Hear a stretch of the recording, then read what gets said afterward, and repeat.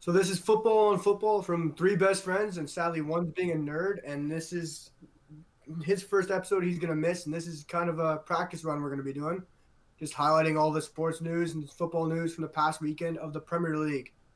So we'll go through the Premier League scores from the past weekend, and we'll talk about the biggest headlines from this past weekend from the Premier League. Devin, would you want to highlight your topics on the big games?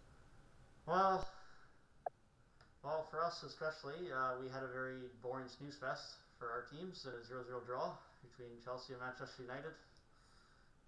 What we hoped would have been an exciting game, but the two teams that apparently always concede goals decided to play defense on that day, so that was a bit unfortunate. Just to mention for the rest of the viewers here, guys, it will be a weekly podcast. Hoping to get out on Friday afternoons is the goal. Friday afternoons NA if you're in the UK, Friday evening or Saturday morning, one of the two. But yeah, saw a few undefeated teams take their first losses. Saw Villa finally take a loss. Saw Everton finally take a loss. And throughout the week, Liverpool have further decimated their back line to now having to play kids back there. What are your thoughts on that? Reece Williams looks like a nice prospect, but I don't know if he'll be able to hold up for Van Dijk, who the world's best center back and gonna crush Liverpool's title hopes. I really think, and Man City's looks like they could have a clear run if they can find some consistent form with a striker up top. Could be Ferran Torres if he can find some form up there. But Reece Williams doesn't look like he'll be able to cut it. But I guess we'll see in weeks to come. Yeah, for sure. I mean, you look ahead to their next few weeks here now, and you'll see pretty quick between, of course, the rigors of Premier League football and Champions League still going on, and you'll know pretty quick whether they can hold it up or whether they're going to fall down the table pretty quick. Yeah, for sure. And in other note, you saw Villa finally take a loss, and of course, as to probably surprised a few, but as to teams or people that have been watching, probably not surprised to many. Leeds beating them 3-0. And Patrick Bamford, who only had 13 goals or 16 goals last season, now already has 6 in just as many games. Do you expect this to carry on, or do you think Leeds are going to slow down and in turn Bamford slow down as well? Well, many Premier League fans kind of thought that Patrick Bamford wasn't going to be a Premier League striker and they'd have to look elsewhere to players like Rodrigo Moreno. But the 30 million signing hasn't really prevailed, and Bamford's picking up the shoes, which many people and doubters did not think he could do. And it's looking like he could stay in form, but they need to hope that he can, or else the season might collapse after his big hat trick. But they need to hope he can stay in form. Yeah, for sure. I definitely would guess that we would see 6 goals from Bamford after the first 6 games, but here he is banging in goals, and Rodrigo's getting in the team as well, getting into the cam spot and filling in for that role as Paulo Hernandez gets a little bit older. And now you got Calvin Phillips out for another 4 to 6 weeks. We'll see how the team carries on through that, playing their young center back, Struich, there at DM last week. I'll see how that carries on, but it'll be interesting to see how Leeds continue. Yeah, for sure. They held a lot of possession, though, against Aston Villa, but after Bamford's first goal, it looked like Grealish went on an amazing run, but couldn't finish it off. What would have been probably the best goal of the year if he could have done. But after that, Bamford really went on a run and scored a couple goals and iced the game for Villa. Yeah, for sure. It'll be interesting to see how they do, and it'll be interesting to see how Villa respond here now as well after a hot start, get humbled by a newly promoted team 3-0. Be interested to see how they come back now the weekend, if they can respond against Southampton or not, who themselves have just come off beating the other undefeated team in the league, Everton, last weekend 2-0. And they've now got a draw against Chelsea the week before, where, now let's be real, Chelsea couldn't defend for crap. But nonetheless, Southampton did play a very good game and have now beaten what looked to be arguably the best team in the Premier League so far this season, 2-0, and very evidently frustrated the team as reference to some play come late end of the game. What do we expect from Southampton the rest of the season? They look like they're going to be a mid-table team. I don't think they'll crack the top 10 because it looks like a very strong league this year, but they should be able to upset some big teams. Like Villa might have a shot. Villa should have a pretty good shot at beating them, but Southampton and Danny Ings might have something to say about that, and he could have a big night again against Aston Villa here. Yeah, for sure. That expected to be a promising team, and Ings is playing well. Che Adams is looking to finally play a little bit better, getting contributions from Vestergaard of all people, and I'd like to have a little bit going forward for sure. Other surprises to the start of the season, not necessarily that they were expected to do bad, but Heung-min Son and Harry Kane have absolutely torn up the league offensively, except for today, as we're recording this against the Belgian side. I'm forgetting the name now. You can probably fill me in on that. Belgian side, Antwerp. Yes. And they're currently top of the table. Finished second last year, but still a decent side. But obviously top of the Belgian league compared to top of the Premier League. You'd hope that Kane and Son, now not playing today, but nonetheless, you had Vinicius up top. You had Bale starting. You had nearly a full team minus Kane, Son, Højbjerg, and then you had Ben Davies at center back. But outside of that, I mean, that was a good team that they fielded today. Couldn't even get a goal. Didn't even have as many shots on target as their opposition, and got like 2 or 3 shots to target out of it. No goals. You got to think now that they come back with a bit of motivation the weekend, because that was definitely not a performance they want to replicate. Yeah, well, with Harry Kane and Son coming back in the lineup this weekend, they should be able to take another strong win. But I think today it was just a blip against Antwerp. Possible Premier League contending champions. Tottenham could surprise a few, but they are against Brighton, so they should be able to beat that back line, and Harry Kane and Son could score quite a bit more. Yeah, well, for sure. I think they'll prove to be a tough test for Brighton, so it'll be a fun watch to see how they rebound on the weekend. Yeah, for sure, especially Brighton's back line. Yes, for sure. Other than that, we saw West Ham and Man City draw. West Ham proven to be pretty good so far this season. Struggled most of last season and then picked it up towards the back end. Got a couple of big wins, one against Chelsea, and proven to look decent again so far this season. Do you expect that they'll continue a decent run of form, or do you think they'll eventually drop off to last season's form? West Ham could be a shock. They look like they are playing quite well. Everyone thought it would be a David Moyes turnaround after he got back from his COVID, and it looked like they were going to hit rock bottom, but they're really picking it up, and they could surprise a few and stay mid-table if they can continue this form with Mikel Antonio. Yeah, Antonio's been banging in goals for the last 10, 12, 15 Premier League games. He's been one of the top strikers in the league in that span, and whether that remains to continue for a guy who was a winger 12 months ago, hard to say, but he's definitely been playing well, and hope to see it continue. And other results, you saw Sheffield United lose. And Sheffield United don't look anywhere near as good of a team as they were last season. I don't know if it's a factor of they haven't had the full health team, although minus Mousset, they've had most of their key pieces. I don't know if it's everyone's figured out their system, but at current rate, they don't look to be a team that can stay up in the Premier League this season. No, for sure. I think it's the lack of fans in the stadium, not enough motivation for them. They seem like a small team that was just thriving on the fan base last year to help them get through the season, and they really dipped off at the end of the year when there was no fans after the lockdown period. But I think they might go down this year, sadly, even though the big signing of Ryan Brewster, but might be just a panic signing. Yeah, for sure. I mean, you're paying big money for a guy who obviously has big potential, but nonetheless, he doesn't exactly have much experience. Other than that, you brought in Max Lowe, you brought in Bogle, you have Ampadu on loan, who, if he starts playing in that DM role like he did there last weekend, maybe he can prove to be something. But at the end of the day, that team needs goals, and no one other than Brewster is going to provide that for them. So unless him or someone else up top can start banging them in, then it's going to be tough for them to stay up for sure.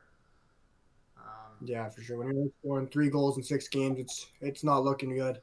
No, exactly. And if you're trying to hang your cap on defense, that's one thing, but it's not like they've even been great at keeping them out of the net as well. So if you're not scoring them and you're conceding as many as they have, then something's going to have to change, or they're going to be going down come the end of the season for sure. Yeah, that's very true. In other results, you saw Fulham, who don't look much different in form from when they were up 2 seasons ago, lose to a Crystal Palace, who has seen as many goals this year from Zaha as they did last year. Looking like a much improved team. Brought Eze into the setup. Brought Batshuayi in as a striker now, who's got in a couple of games here now as loanee for the last couple of games. Cahill's still proven good at the back, even though he seems to just get older every year, but he's ageless. They look to prove to potentially be a mid-table team this year if they can keep it up. And I mean, the fact of the matter is with that team, Every year it seems to be Zaha carries them as far as he can take them, and if Zaha doesn't play well, then they struggle. Yeah, if they lose Wilfred Zaha in January to a bigger club, it could be the end of Crystal Palace, and you could see them fall into relegation. But the strong signings they made, they could really hold a mid-table spot and even push top 10 if they really can get there. With a strong manager like Roy Hodgson, you're always going to be strong at the back, and Gary Cahill has shown that this year. So, and a strong goalie like Victor Guaita, you're very comfortable at the back. Yeah, I agree. I recall when Guaita came in a few years ago, I'd never heard of the man, but he's definitely proved to be a very good goalkeeper for them over there, and have a pretty good, solid back line with the help of Cahill. And another surprise with Van Aanholt being injured is Taylor Mitchell having a good start to the season, and he's another surprise that's just helped out that team as well. Yeah, no one saw him coming, that's for sure. Such a great academy product that they keep coming out with Aaron Wan-Bissaka at fullback and now Mitchell on the other side. They're producing some great young talent. On the topic of good academy fullbacks, I think we got to jump to this one. Not their own academy product, but nonetheless, Tarek Lamptey having a great season for Brighton. Picked him up from Chelsea last January once he got released from their academy system, and he's looked like one of the top right backs in the Premier League so far this season. Yeah, for sure. It's looking like Chelsea are really regretting this release because Tarek Lamptey is looking like one of England's best right backs, even though they have quite the abundance of them. But Lamptey's looking like a strong right back, and he's very young. And Brighton are really utilizing his pace and speed at getting behind back lines, and his crossing ability has been tremendous this year, hitting Solly March and at the back post. It's providing a lot of inspiration for Brighton fans. No, for sure, it'll make it interesting for them now to have his dynamic in the team. Another little extra dynamic going forward, even though he's the fullback. But in today's game, obviously Trent Alexander-Arnold's an extreme because it's slightly controversial and sorry Liverpool fans, but man doesn't defend and can't defend. But nonetheless, we've seen that fullbacks are definitely very influential in the attack, and I think Lamptey could play a big part in that Brighton attack this season. Yes, for sure. Looking forward to next weekend. We got Wolves against Crystal Palace, which could prove to be interesting. We got City against Sheffield. That one could be ugly. Yeah, for sure. Could be a good battery. For sure. And then the biggest and probably most highlighted game of next weekend is Manchester United against Arsenal. Any predictions for that game? With these two managers, it looked like it could be Arsenal setting up with another back five, and United could shut up in a diamond like they did against Leipzig, which really influenced a lot of goals, and Fred really held up the midfield really well. But yeah, it's looking like should be another draw for United and Arsenal like it has been in most seasons past, like last year. Yeah, for sure. Speaking of Arsenal, one of their few signings this summer, although definitely a very influential one, has been Gabriel. Definitely helped that back line. You got Louise back there. Tierney's been playing a bit of center back as an outside center back, but Gabriel definitely has been the most influential figure back there. Do you think that'll continue throughout the season, or do you think he's just going to be someone who slowly loses form? I think he's going to hold form this season. He's looked very good at the back, very strong defensively, good aerially, and he's scored a couple goals off corners, won the first game of the season for them against Brighton. And I think David Luiz is playing a big part in this by being a good veteran Brazilian center back. He's shown his in Arsenal and really showing him how to do it in London. No, for sure. I think he's moved now from playing next to the guy who can't move anymore, and Jose Font, and great center back in his day, but now has gone from that to arguably having more help with him in Arsenal, and has definitely proved well. So it should be interesting to see as the season goes on. My most interesting matchup for next weekend, in my opinion, is going to be possession-heavy Leeds, who now just came back off of beating Villa, playing against the Leicester team, who was very injury-ridden at the back line and lost last week at Arsenal. Could definitely be an interesting game to see how that plays out. Could be a lot of goals in that one unless Leicester decide to clamp it down and try and keep it low scoring. Yes, for sure. Especially with Jamie Vardy hopefully coming back this week. Leicester can go back to their normal shape, and there'll be a threat in the counter with Jamie Vardy coming back strong and hitting them with their pace at top, with hopefully Koch being able to hold up Vardy, but it's very unlikely because Robin Koch has had some very poor form this year, giving up a lot of penalties, which could be very interesting against a player like Harvey Barnes and Jamie Vardy with his pacing behind. Oh, for sure, and with reference to a different style and team, moving from where he was in the Bundesliga, playing with a weaker side, and a team that definitely would have been playing more defensive and a lot deeper in the pitch compared to Leeds that like to hold possession, get up the pitch, and press a little bit more. It's definitely a large playing style for him, and so it definitely could take a bit of time for adjustment to have him be comfortable in that system. Oh yes, for sure. It's a big physicality difference in the Bundesliga from Freiburg to now Leeds against Leicester. No, definitely. Jumping off in the Premier League, definitely my biggest surprise of the season. We're talking about a team that was looking to beat Man City last year in the Champions League, has had many Champions League appearances the last few seasons, and is now sitting with a negative 17 goal differential in 5 games in the Bundesliga is Schalke, a team that has widely been renowned as a top four, top six team in this league, and last year nearly got relegated, even though they still were in the Champions League and did well in the group stage. And now we're looking at going down in this season. How do you think they'll fare, or if they'll end up making some changes come January and make a push to stay up? Well, after firing manager David Wagner, who came from Huddersfield, who actually got relegated with him, and then they fired him also, and then Schalke picked him up, and they had terrible form, absolutely awful, and then he's now been sacked. But they have had a couple of notable losses in Weston McKennie, who's gone off to Juventus in a massive deal, which he's a big loss in the middle of the pitch. He loses a lot of dynamic playing and speed in the midfield. And it looks like they're going to have a rough year of it unless they can make some drastic changes in January and help out their cause and hopefully stay up this year. Yeah, for sure. I mean, they obviously played some tough opponents. They've played Bayern and inevitably lost 8-0, as we all know. And they've played Leipzig, who are pushing for that second spot in the table next to Dortmund. And they're 4-0, currently top of the league at the moment. They've also already played Dortmund. So they've played some good opponents, but nonetheless, they weren't holding anyone close. They were getting beat quite comfortably. And I mean, they tied Union Berlin, and Union Berlin aren't anything special. They lost to Werder Bremen, who weren't great themselves last season.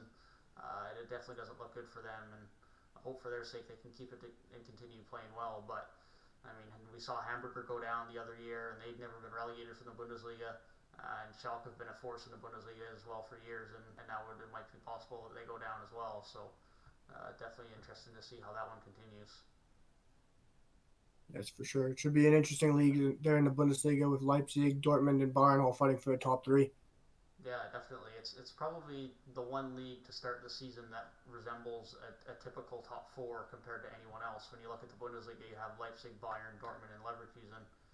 But I mean, you move over to the other top five leagues. You got the Premier League, where sure Liverpool's in your top four, but then you're sitting with Everton top the league, Aston Villa, who haven't been up there in ages, and now in third, and Leicester sitting in fourth.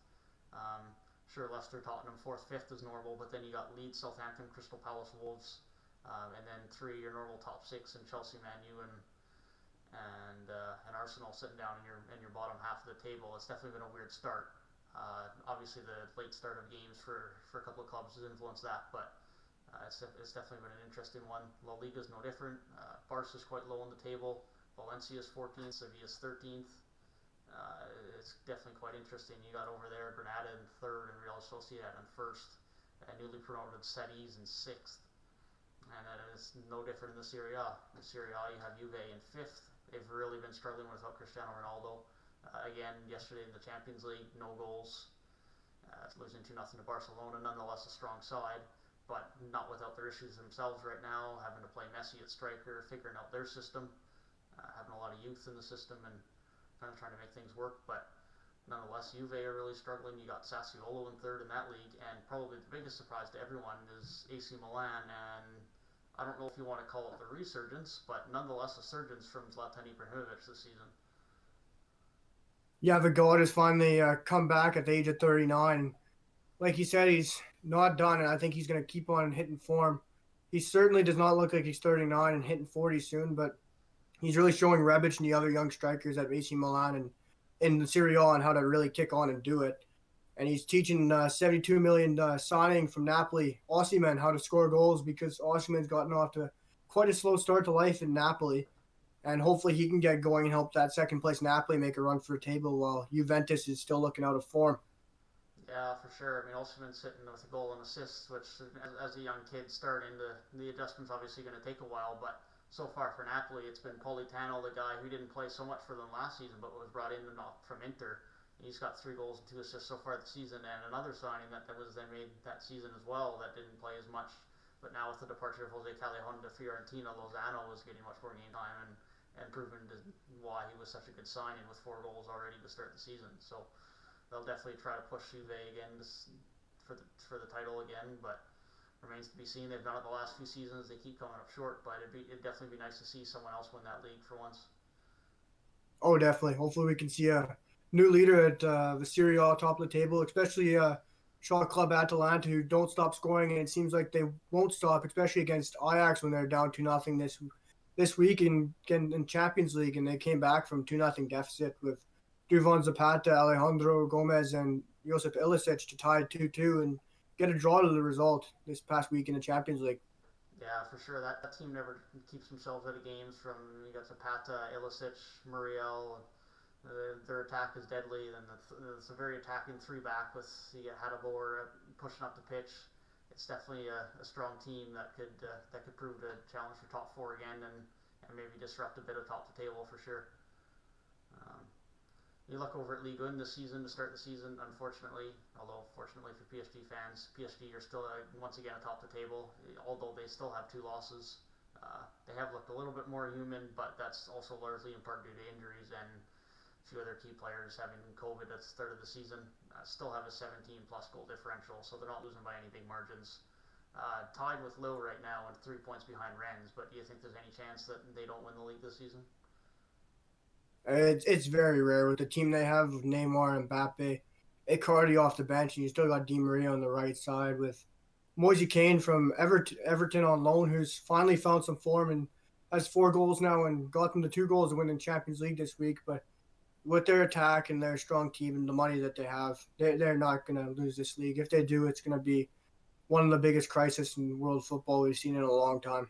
No, definitely. If that team doesn't hold on to that title with that team, then I think you see a mass exodus this summer, which, to be fair, you might see anyways with the likes of Mbappe still not extending his contract. But if you see that team not win a title, and especially on top of that not go far in the Champions League, then I think anyone of value on that team, managers and players, are all gone, and you see a pretty big rebuild because sure, there's some decent teams in that league, but generally speaking, there's no team in that league that's any better than your top teams in your Portuguese league or your Turkish league, and that's no dent against those leagues, but PSG is another level above, and they got world-class players, whereas everyone else has got maybe a world-class player or two. If you got your likes of Depay or Aouar or some up-and-coming world-class players that have some potential in Camavinga or Renato Sanchez at Lille, but there's definitely no team there that feels the likes of a squad like PSG, and you would hope to see that they hold on to that league. Jumping back to Yeah, no, go ahead. you go for it. You go for it. Well, I'll finish the topic, then I'm gonna switch over back to the Premier League. Yeah, well, you'd like to see PSG holding this league, especially with Lyon not finding form and Depay's long summer, but his Barcelona transfer and that not panning out for him. And who knows if he'll keep focused on that league, especially with him moving to Barcelona, hopefully in January for him get the big move and move to the new Dutch side there with him and Genie Wijnaldum possibly each going there and Ronald Koeman now the coach, which may change with Bartomeu out now, but yeah, with PSG having that such a good side, you can't see them losing it. No, for sure. I mean, when you're talking about Depay carrying a team to win a league, I mean, fact of the matter is if you're trying to carry past PSG, it's just not going to happen. But it will be interesting to see what happens with Depay now.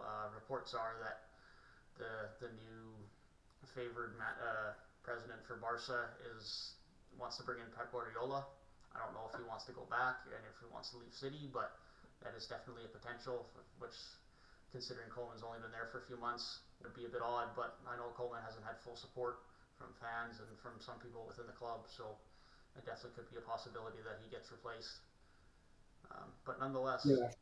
let's bring ourselves back to the Premier League, and we're going to have a little discussion on our current top 10 players this season in the Premier League.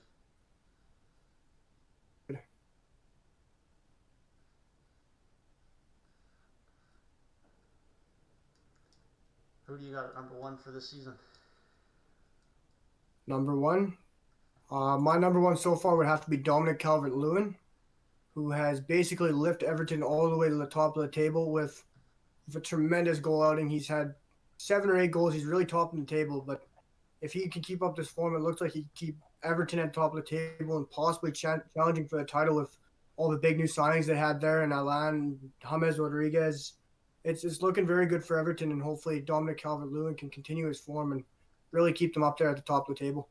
Yeah, for sure. I mean, he definitely picked up his form last season, but if anyone would have said that he would have 7 goals this early in the season and has played as well as he has, I don't think anyone would have expected that. But between Richarlison being up there and putting in good work for him, and James being an addition, a much stronger midfield and behind him, it definitely has helped. And he's looked to be an absolute unit in the air, winning headers and putting balls away. I don't think anyone can argue with that.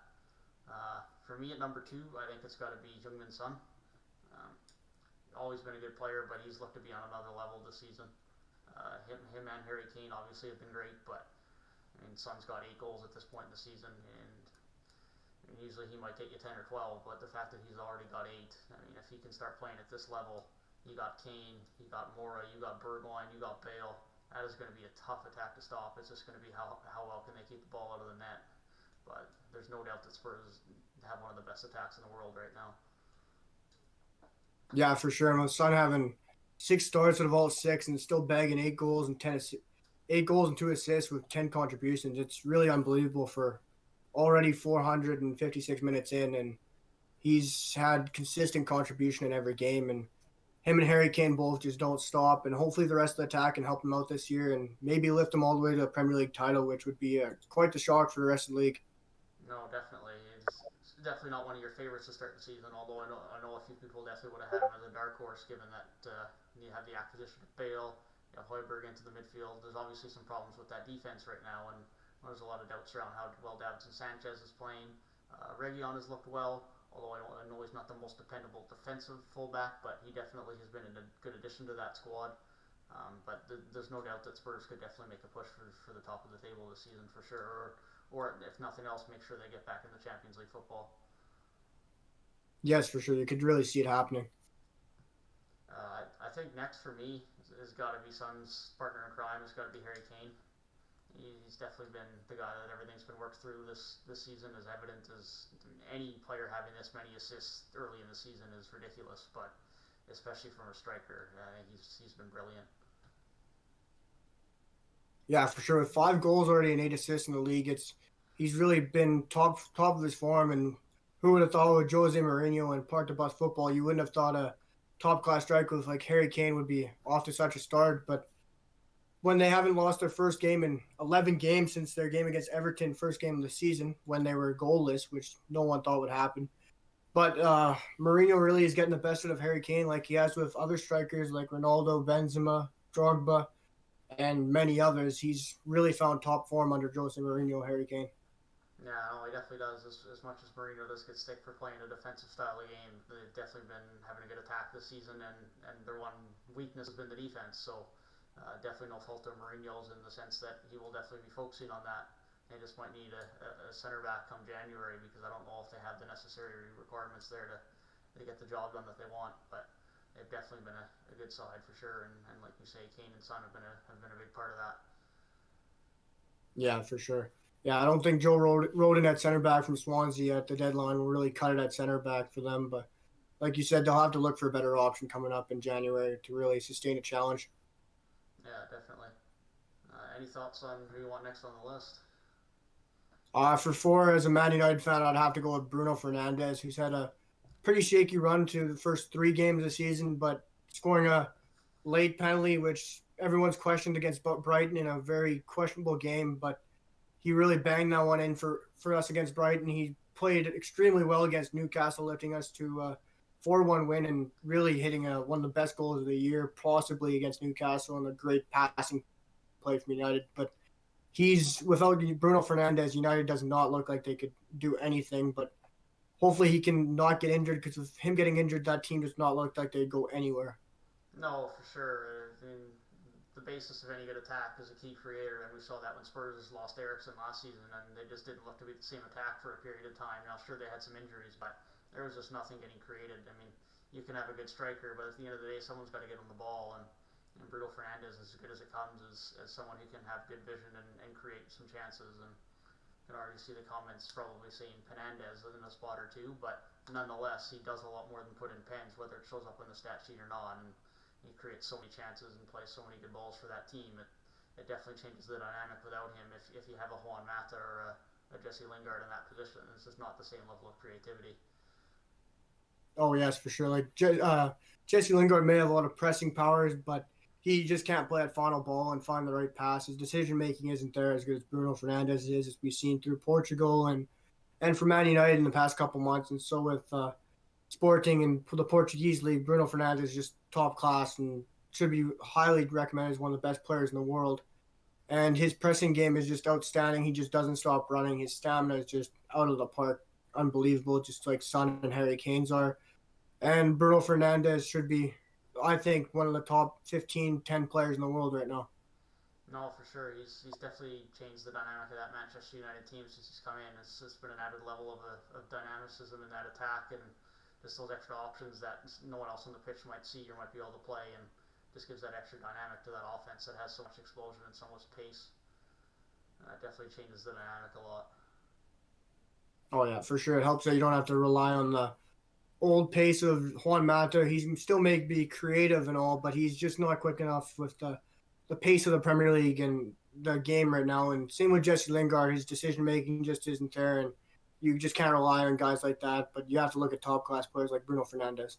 Yeah, for sure. I mean, he's long gone, like you say, for Juan Mata's best days in Chelsea, and obviously, as time goes on, those players aren't going to have the same ability, and surely he could go do well at a lower end club and start out. But at a club like Manchester United, if you want to keep that reputation, then Juan Mata just can't be your everyday cam at this point in time in his career.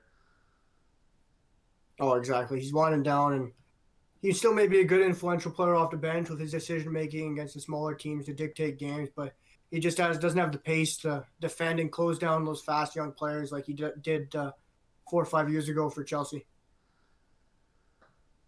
Next for me, definitely not a big team, but nonetheless, I think Wilfred Zaha has got to be my next man on the list. He's definitely helped Crystal Palace be a much stronger side this season. Nonetheless, they obviously had a good defense, but as we said earlier, I mean, Crystal Palace often go as Zaha goes, and Zaha's been very dynamic on the ball for them. He's gotten 5 goals. He's created so many chances as he does with as great a dribbler and as crafty as he is. I think he's definitely helped propel that side, and I hope he continues to do so.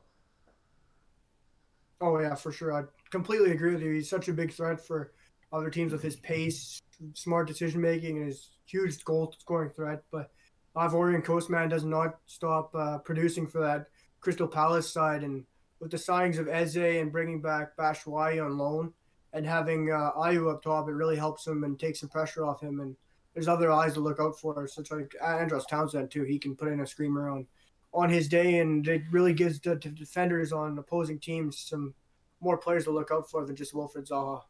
Yeah, for sure. And I think that was part of the issue last year. Is Zaha is just on an island, and I mean, as good as Zaha is, any player in the world, with the exception of your all stars like Messi in your prime and Ronaldo in your prime, is if you have those guys on an island and you can throw 2 or 3 guys at him, it just doesn't matter how good he is. And now that he can get a bit more to his natural role on the wing, although he is still playing a bit up top, at least he has a few more options. He has a bit more time on the ball, a bit more space on the ball, and then that's when he really gets dynamic. Is when he can start going one on one with defenders and taking them on in space. And at that point, it's really hard to stop him.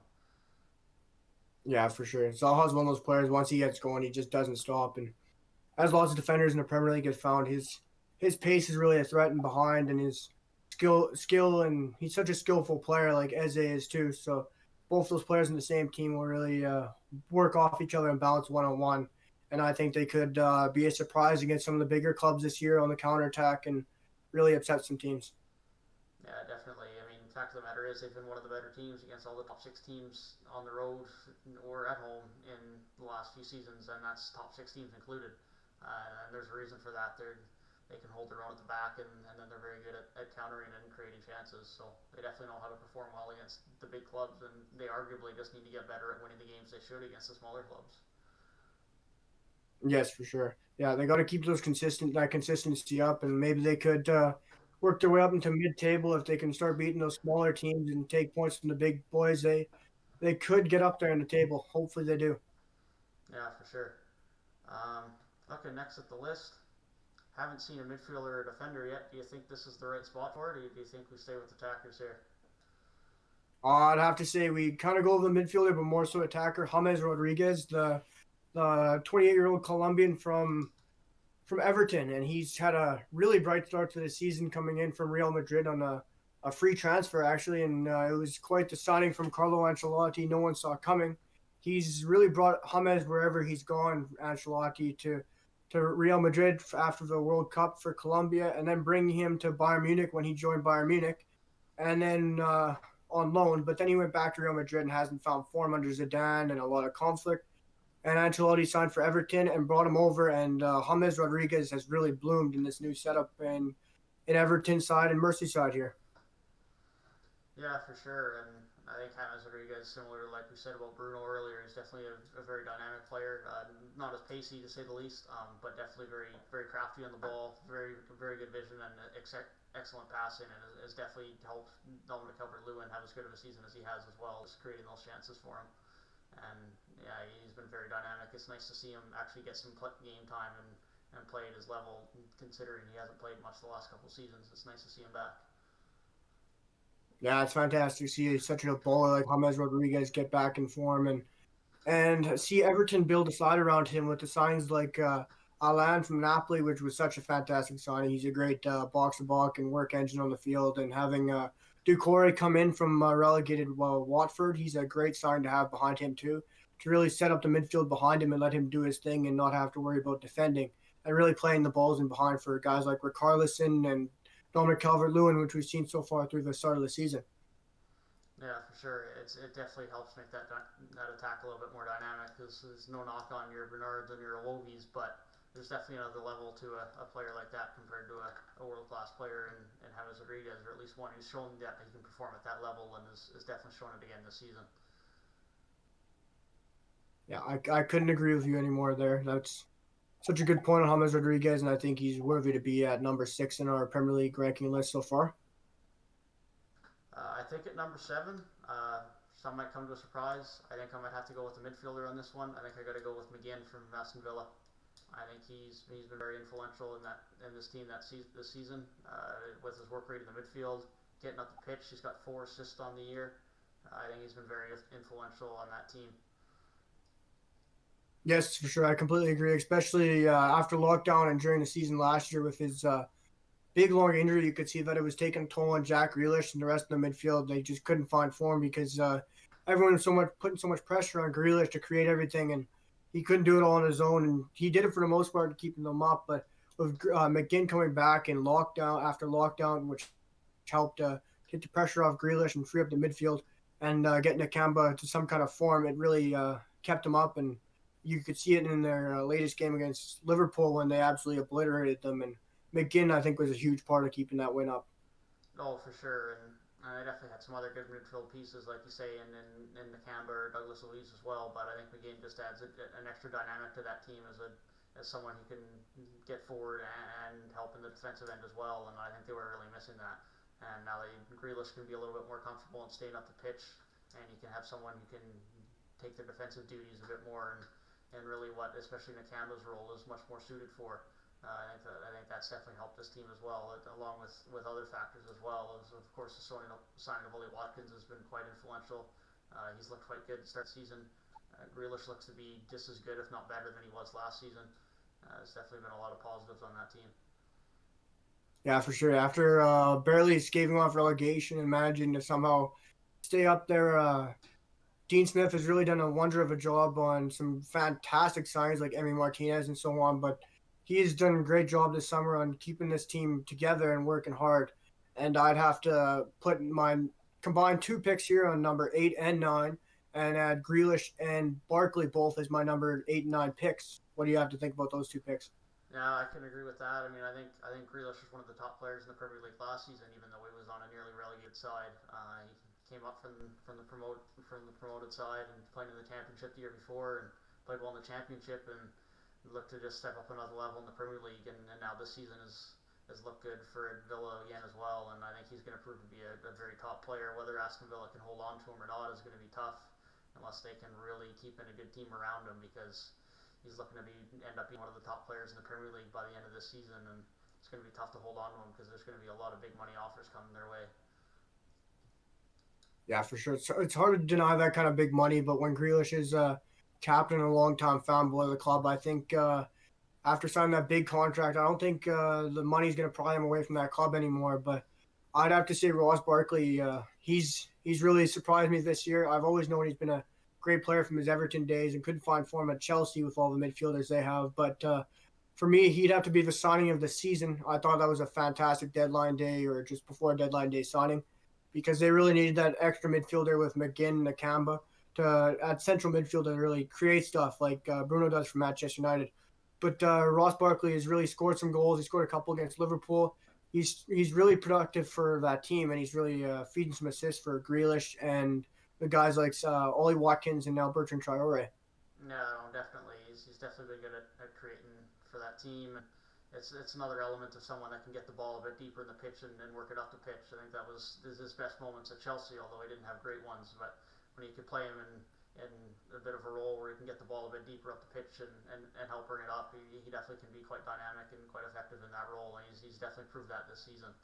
And hopefully it continues, and whether that means someone buys him and after the season, whether it's Villa or someone else, and he can be influential, or if he finds his way at Chelsea. But it's definitely nice to see him getting some full-time football again and succeed like everyone hoped he could. Yeah, for sure. It's great to see a guy like Barkley, who's always been on the cusp of the England team, but's never really broken into it with all the great players they have. And it's good to see him back to his Everton days, and hopefully he can score some more distinctive goals like he did back in that big goal he did against Manchester United. Like he just pops up for those big moments that you always need that player to, and I think he'll keep doing that with Aston Villa. No, for sure. He's definitely been a big positive. I think for me at number 10, it's got to be another team that's been a bit surprised and a bit higher up the table than some would have expected. I think it's got to be Patrick Bamford. He's definitely been potting in the goals, as everyone knows, this season. But the reason why he's still starting at striker, especially even last season when he was missing so many chances, was nothing to do with him scoring goals. He wasn't potting them in. If he would have scored all the goals he should have last season, he probably could have had 30 or 35.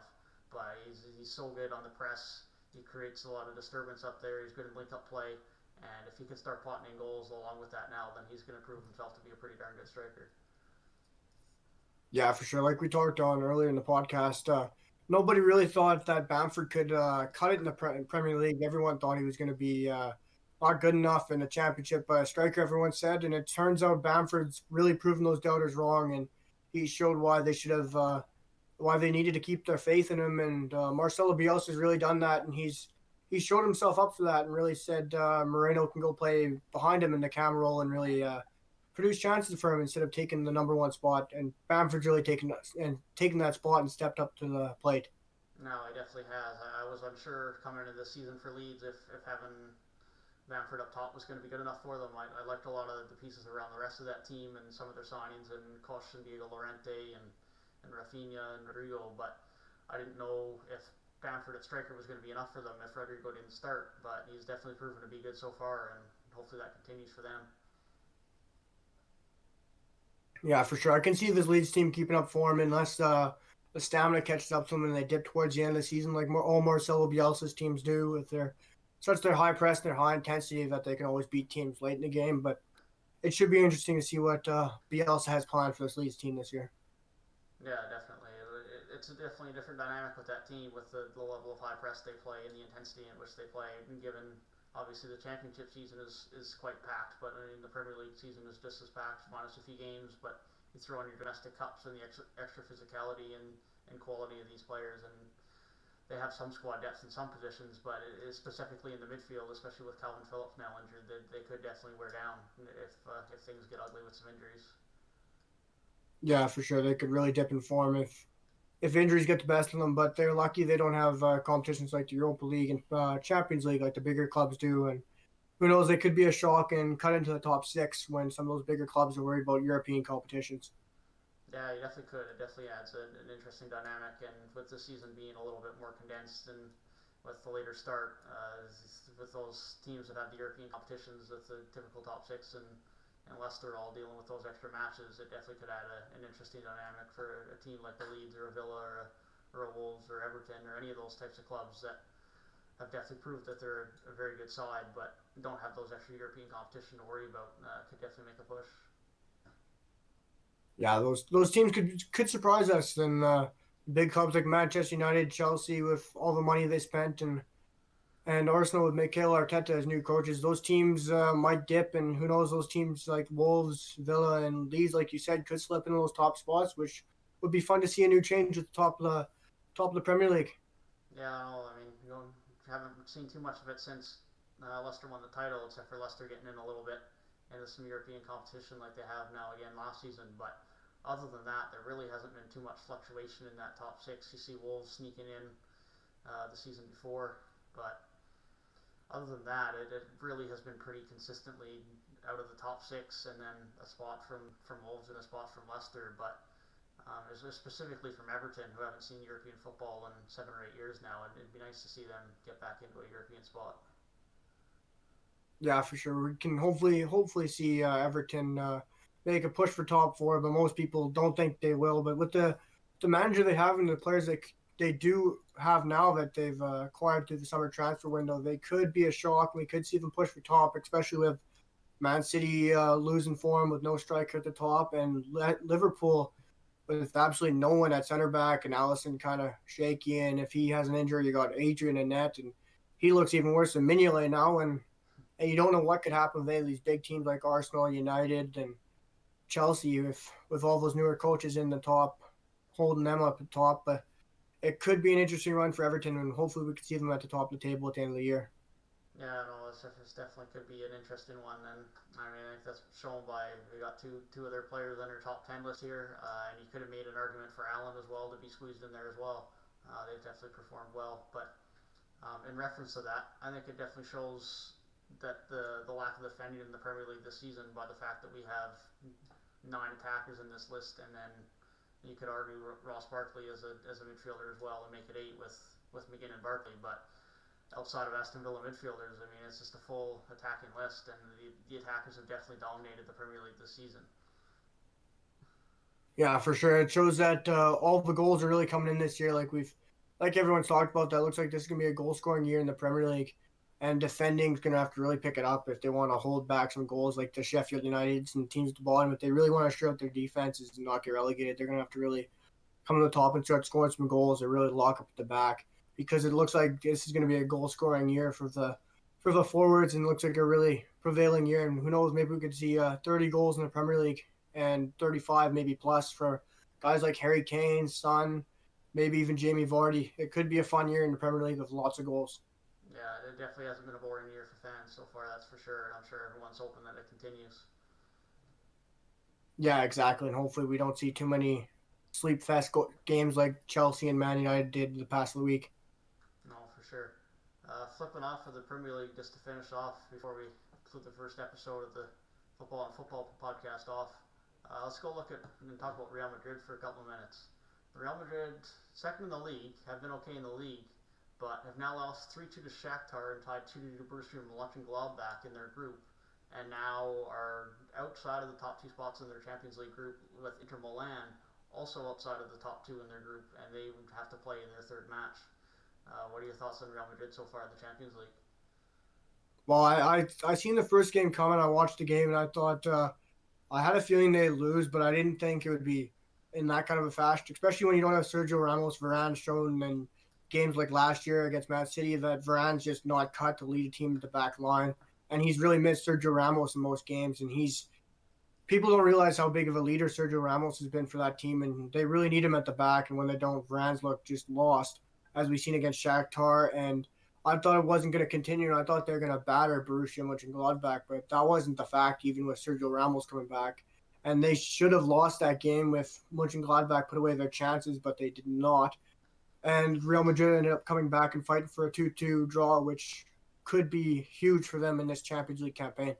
Yeah, for sure. I mean, 2 late goals coming from Benzema and Casemiro in the dying minutes, and I mean, a loss there, you're on 0 points. That definitely could have changed the dynamic for them. But at least they keep themselves on 1 point, bottom of the table. Inter's on 2.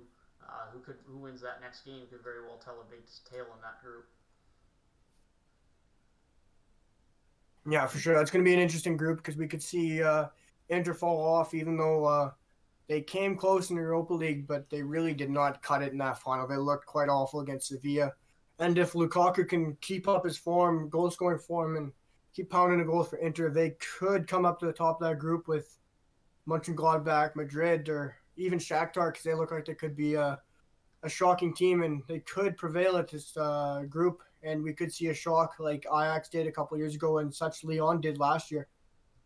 Yeah, you definitely could. I mean, Shakhtar now playing up against Borussia Mönchengladbach in Game 3. They're currently top of the table. If they win that game, they're going to be at least 2 points clear of anyone, and that's assuming Inter win. If not, it's going to be 3 if Madrid win, or if there's a whole bunch of draws, then they could potentially be 6 or 5 points clear.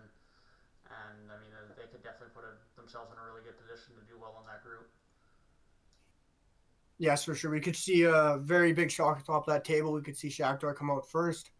But it's very unlikely knowing Zidane's resilience, and we could see Real Madrid come back, especially with their strong league form. They have it in them to come back and upset the top of this table. And Inter will, well, you never know. They might be down the Europa League again with Shakhtar and Mönchengladbach looking very strong and consistent. Yeah, definitely. I think it's hard to count out Real Madrid, regardless of how bad their form is. I think it's hard to do that, considering the only team that would consider some amount of a threat in that group would be Inter, and even then, I think Real Madrid would like to hope they can consider themselves another level above them. Although there's definitely some in-house issues right now. I don't know if you heard, but there was some talks reportedly throughout the game the other day that Benzema was telling Ferland Mendy to no longer give Vinicius Jr. the ball because he was playing against them in some fashion. I don't know if there's deeper things than that, if Vinicius is causing some other issues in the dressing room, but there's definitely some deeper things than on the pitch issues in that club right now. Yeah, for sure. Well, it's just the French connection between Mendy and Benzema, and I think, Benzema is just a serial winner, and Vinicius really missed some massive chances. Like that game could have been 2-2 earlier, and they could have really stormed off with the win if Vinicius was more clinical, which he wasn't. And I think if Benzema was on the end of those chances, it would have been a different story in that game because Benzema does not miss a chance if it's on his plate. No, for sure. I mean, Benzema's definitely proven now, especially since Ronaldo leaving, and he's seemed up his game to another level. He's definitely proven that, although he's definitely not the paciest guy and not the most flashy striker, he definitely puts in a lot of goals and know how to get in a position to score. Yeah, for sure. Benzema's really showed himself, especially after many years at Real Madrid, coming from France and Lyon, such a small club, which is known to produce such talent. And Benzema has really been one of the showcases of that talent, and he is yet to stop even as he's getting older. He just knows where to be, and he always puts away those chances for Real Madrid. Yeah, for sure. Yeah, I guess we'll hope to see that they make their way back up to the table. I think it'd be weird to see Real Madrid not stay in the Champions League after the group stage, or even more weird if they went down to the Europa League, and in which case I really hope doesn't happen because it kind of kills the Europa League for everyone else if Real Madrid ends up going down in the Europa League. Yes, for sure. I would really end that competition almost this year, even if Real Madrid try to throw that to their young side. That young team would really run storm with Rodrigo and Vinicius still, but yeah, that would kill off the competition if they fell down to the Europa League. Well, any other topics you want to cover until next week, or we're leaving it at that? I think we'll leave it with talk of Champions League and Real Madrid's interesting start. We can wait till next week till we hit our next episode with our other member who's being really a nerd and doing his homework still. Well, sounds good. Well, thanks for tuning in to the first episode of Football on Football. We will have links below to our links on Apple Music, or Apple Podcasts, I should say, and Spotify. You can listen on there. And from there, leave comments down below if you want us to talk about anything, or want to make any discussions on anything we talked about today, or the top 10 list we made. And we'll see you guys next week. See ya.